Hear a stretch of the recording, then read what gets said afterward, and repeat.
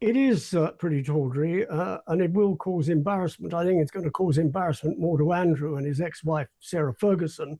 The royal family have sort of bolted the stable door now. They've done their business with him, removed all his titles. Well, let's kick off with that big story which is dominating a lot of the news today, and this is more of these Epstein files have been released, and just some very kind of awful revelations, some pretty kind of tawdry revelations and allegations coming out of this, particularly around Andrew Mountbatten-Windsor, formerly known as Prince Andrew.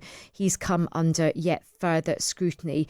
There's some quite, I have to say, alarming, like pretty gross pictures that give you the massive ick, appearing to show Andrew on all fours over what looks like a young woman, and those pictures are amongst some of these documents released. I have to say there's some pretty damning allegations involving Bill Gates as well.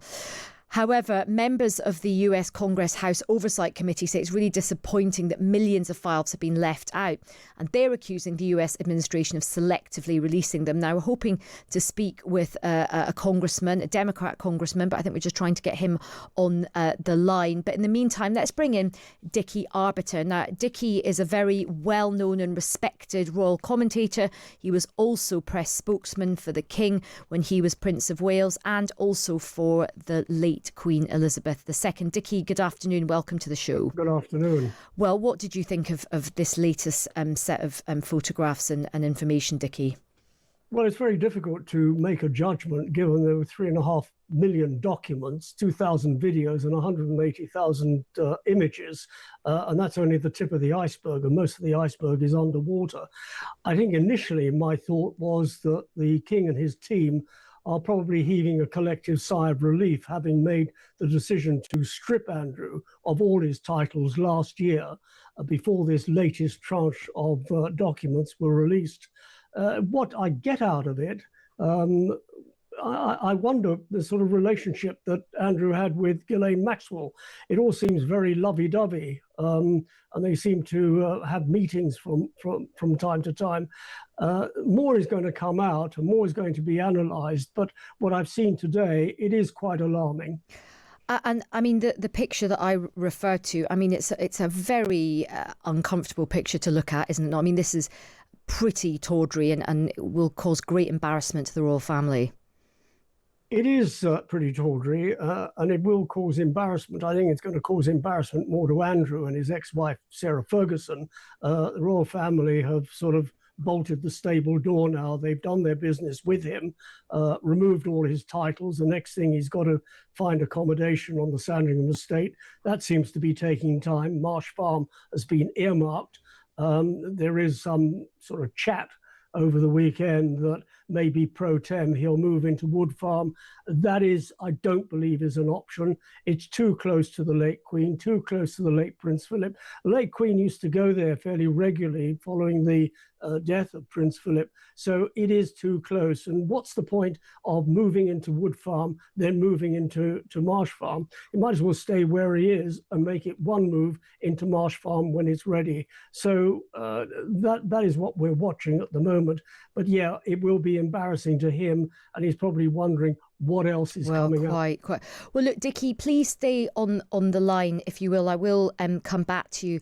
I just think I want to now turn to our Congressman, and we've had the pleasure of interviewing him before, Suhas Subramanyam, who is the Democrat Congressman for Virginia. He's also a member of the US Congress House Oversight Committee. Suhas, welcome to the show again. It's good to have you with us. Thank you. What's your reaction to this latest tranche of information? Plain and simple, they're still not following the law that was passed. It's over 40 days since the deadline. But the documents that have been released, certainly it's a large quantity. We're still going through them all. But they're missing key information that we've been asking for all along, really since August, when our committee subpoenaed the administration. And so the documents I'm talking about are witness and victim interviews that were conducted during the DOJ investigation.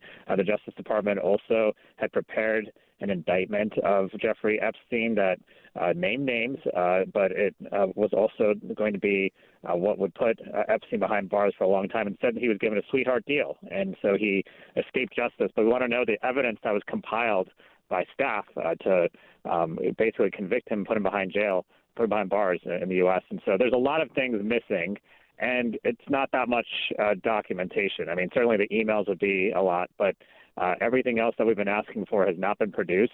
And there's, by their own admission, the Justice Department has left out about 2.5 million documents, and we'd like to know why they were cherry-picking certain documents. It wasn't to protect victims because, even this tranche of documents has identifying information about victims in it.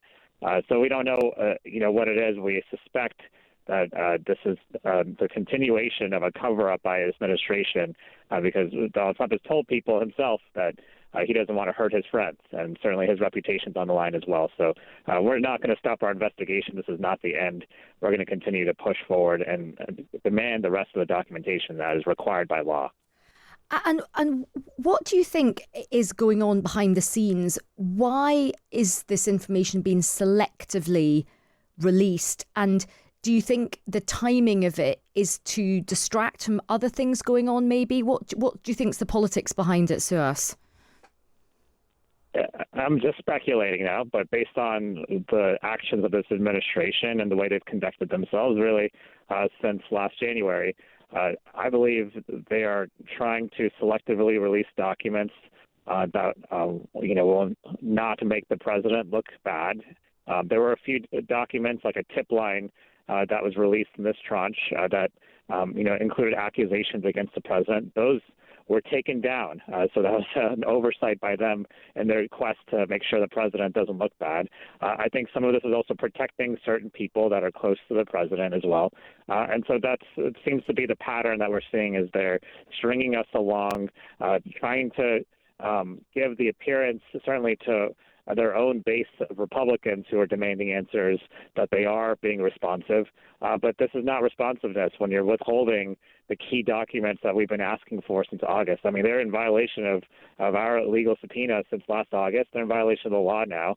And this is a pattern with this administration. So we're going to continue to go after it and continue to find answers. Do you think you will get the answers? I've said from all along, we will get the answers at some point. Even if, this president, I know he wants to run for a third term, which is illegal under our Constitution, but he will not. And if there's another president in 3 years, they will release everything. In the meantime, we're actually subpoenaing the banks and financial institutions. The victims have told us that they have a lot of information about what happened in these crimes. And so we're going to get information from them, too. And then we're going to continue to put pressure on this administration to release the rest of the files. And so we will get answers at some point, and we will keep pushing and digging.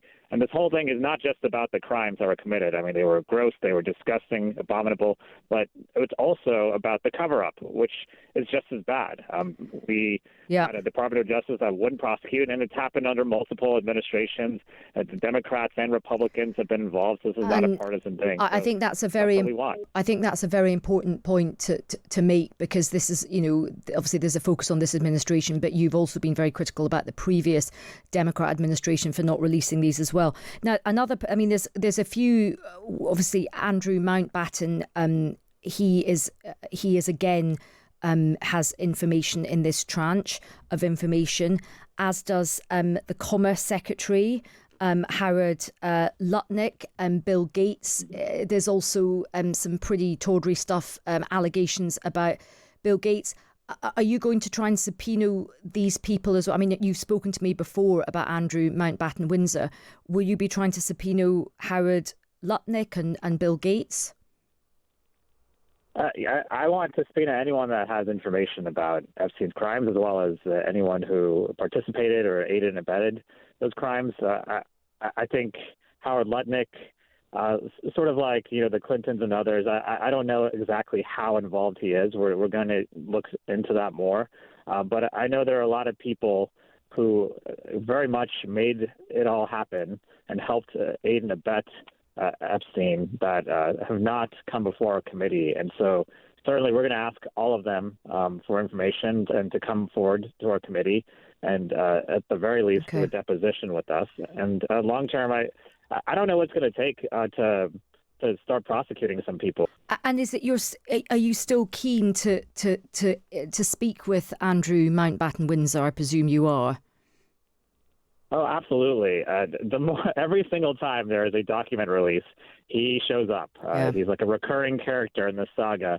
And so why wouldn't I? Well, of course I want to talk to him. And if he says he did nothing wrong and wants to clear his name and, maybe get his titles back or a better situation, the best way to do that is to come forward and talk to us and let us know what really happened. But we'll talk to him under his conditions. Whatever conditions he wants, we'll negotiate that with him. Okay. And look, I just want to ask you, before I let you go, Suhas, just on a slightly different matter, we have been following this government shutdown and tell us the latest on that and your thoughts. I mean, it looked like there was a deal, but it looks like there is a partial government shutdown. What are your thoughts? Yeah, it looks like we may have a deal. The Senate passed the bill that would temporarily fund the ICE and DHS activities, immigration enforcement that's been so controversial here. The rest of the government would be funded through September. And so that deal will come to the House for a vote. I have a lot of trouble funding immigration enforcement right now, given what's happening. But I do expect that to pass and to avoid a shutdown. And it will give us 2 weeks to negotiate some reforms on immigration enforcement. And if we don't negotiate it, then they will be without funding, which some people think is a good thing. Okay. Well, look, Suhas, always good to speak to you. Thank you very much for your time. That's the Democrat Congressman from Virginia, Suhas Subramanyam. Let's return to Dickie Arbiter, very well-respected royal commentator. I mean, Dickie, interesting hearing there from the Congressman. Clearly, in America, the view is every time there is this information that comes out, Andrew is, as he said, a kind of central character in it. Do you think there's any world in which Andrew would go and speak to them and do some deal in terms of how he could speak to him, name his terms? I very much doubt he'd go to the United States to talk to them. He might agree to somebody coming across from the States or a Zoom call. It's not quite the same that a face-to-face, but he really does have to come forward. He said way back in 2020 that he was prepared to come forward, and then he backtracked on that. He was, at one stage, he said he would stand up in court. I think his legal team talked him out of that because Andrew was torn to shreds in that Newsnight interview in 2019. So he wouldn't have a hope in hell standing up in court because American lawyers would tear him to pieces. So, yeah, he's got to come forward, but is he in a position to come forward on his terms? Because although he says he has committed no wrong, that's not for him to decide. That is for a jury to decide. You were very close to the late Queen. What did she make of all of this? Well, it all blew up in her face in 2019 with that dreadful Newsnight interview. Andrew probably told her that he was going to be doing an interview with Newsnight, probably didn't tell her what the subject matter was, because if he had, alarm bells would have rung and she would have got it stopped. And she was very disappointed. She was very angry. She was very upset. She stripped him of royal work. He was taken off the royal roster and he was no longer a working royal. It was only so far that she was going to go. She was the head of state and duty with her came first, but she was also dealing with her son. And it's a bit of a double whammy there, isn't it? Because on the one hand, you've got to do what is absolutely right in terms of the Constitution, in terms of the state, but you also want to do right by your son. So she went so far. And I think that she eventually left her son and heir, King Charles, with a bit of a ticking time bomb and left it to him to do what he did do last November and strip Andrew of all his titles.